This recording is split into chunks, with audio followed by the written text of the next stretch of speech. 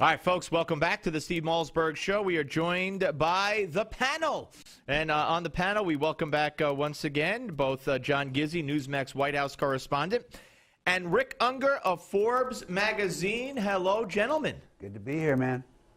Great to be here, Steve. All right, well, in the interview with, I guess I could call him your boss, Rick, Steve Forbes, said, the chief. The chief said, if the FCC comes knocking at our newsroom, they ain't going to get in. So I love that. But what do you make of this whole FCC move to go into newsrooms and find out how they gather the news and how they decide on stories? I think it's kind of silly. I mean, what they're really doing is going in. They say it's voluntary, but I don't think anybody who has a license is going to view this as being voluntary. They say they're going to go in to watch to see if the important news that they believe is critical is being delivered to the audience. What I find odd about that is they could simply watch the broadcast or read the papers to know if it's meeting the criteria. And guess what? Every 3 years, they get to make a decision on licensing time if you've been providing the public service you're licensed to provide. So I don't understand why they see this as a necessity. Well, first of all, John, they're doing it with newspapers as well, and they don't provide licenses for newspapers. And what criteria? I mean, you don't get a license renewed based on what news you cover. You never have. You get it. There is a public service requirement, but that has nothing to do with selection of news stories. This is just a typical tactic of big government, Steve, that I have seen before. They could not resuscitate the fairness doctrine, which allowed government to require radio stations to provide equal time and diversity in opinions. When editorials are made, this was very common from the 1960s up until the Reagan presidency, when the unleashing of different airwaves and led to news stations, to a mushrooming of radio, and there was no need to require diverse opinion. It was out there. Democrats have tried to revive this. Speaker Pelosi was a big advocate. It went nowhere, and it would have, quite frankly, killed conservative talk radio because they dominate the airwaves. The left has television, the right has radio. They can't do it, so they come up with yet another. Right. I mean, Rick, isn't this just another example of the way they use the EPA? They can never get this carbon junk through the Congress, so the EPA declares what they want to declare, and now the FCC's going around Congress again. It's a little bit different, and actually, it wouldn't make. I'm unfortunate I couldn't hear what John said because my IFB is not working, but this is not something that would make sense for Congress. It's a fair comparison with the EPA. The EPA has regulatory authority, as does the FCC, but I don't see this as getting around anything. I agree that they have no place in this. It's not up to the government or the FCC to choose the stories that's being covered. But I think it's a bit of a stretch to put them in that same category. All right, let's talk a little bit about late night television, and of course with Jimmy Fallon. Seth Meyers takes over for Fallon come next week. He has said that he will do a lot of politics. Jimmy Fallon has said that he won't do the kind of political interviews that Letterman sometimes does, and that Jay Leno had done. You know, of all the late night hosts, the only person I could think who's been critical of the Obama administration and Barack Obama specifically in any way, shape, or form, John, has been Jay Leno, and now he's gone.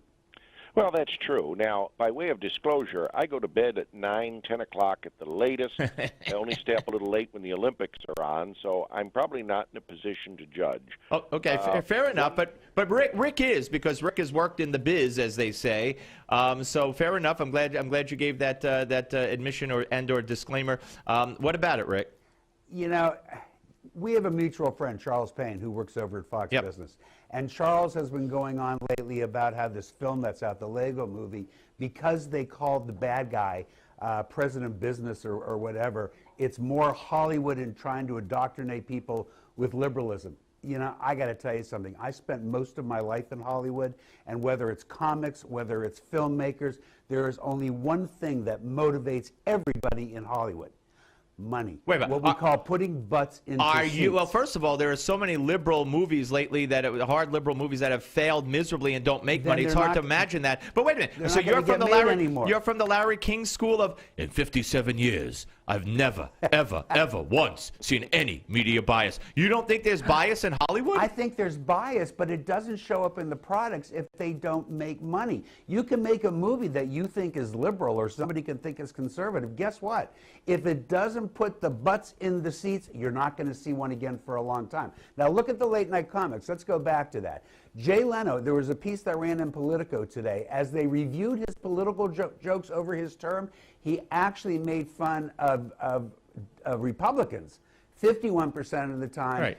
49% of the time he made fun of Democrats. All right. You know what that means? You go where the material is. Right, but he's the only one. I'd like to see the others. Actually, you have seen the others. Remember, it was Saturday Night Live, which everybody perceives as this bastion of liberal behavior because they're all young actors. They were the ones who really went after Obamacare when it wasn't working, when the system had broken down. When the website didn't work. Yeah. But they had, There's one, you can think this all you want because I know everybody loves to say it. I've been there.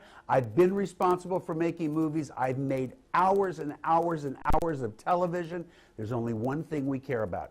How many people are watching and how many tickets are selling. John, briefly, 30 seconds, bias in Hollywood. Frankly, do I have brown eyes? Of course there's bias in Hollywood. I don't know if you have brown eyes. I don't know what he's saying. Look at there they are. Okay, you do. All right, well, fair enough, absolutely. And just ask some of the actors like the Robert Davis of the world and the others, or the conservative group, the Friends of Abe, that are afraid to have their names associated with that organization because they don't want to be outed as conservatives in Hollywood. Can I say something quickly? About that? Yes, and I got to go. Yeah. It's absolute nonsense. Some of the biggest working actors in Hollywood today. It goes Give me on one and example. on. Give me a name. Frazier. What's his name? Kelsey Grammer. I don't think Kelsey Grammer is one of the biggest working actors in Hollywood right now. I got news for you. I can tell you for a fact that not only does Kelsey Grammer stay busier than just about any other TV actor, he is at the highest end of the pay scale. You know why? Because people watch him. I have hired actors for years. Never once did I even think about what their politics. What do I care what their politics are? They come in and they do a job and they go home. And Gary Sinise, but to me these are aberrations. They're not. You can count on one hand how many people are outwardly conservative. Anyway, gentlemen, we will continue. I thank you very much for coming aboard. Of course, we're talking to John Gizzi, Newsmax White House correspondent. Ladies and gentlemen, Bill de Blasio. Well, what's good for the rest of you is not necessarily applied to Bill de Blasio, the mayor of New York City. Why? Because that's how most Marxists operate. We'll come back and let you know what I'm talking about on the Steve Malzberg Show, Newsmax Television. The Steve Malzberg Show.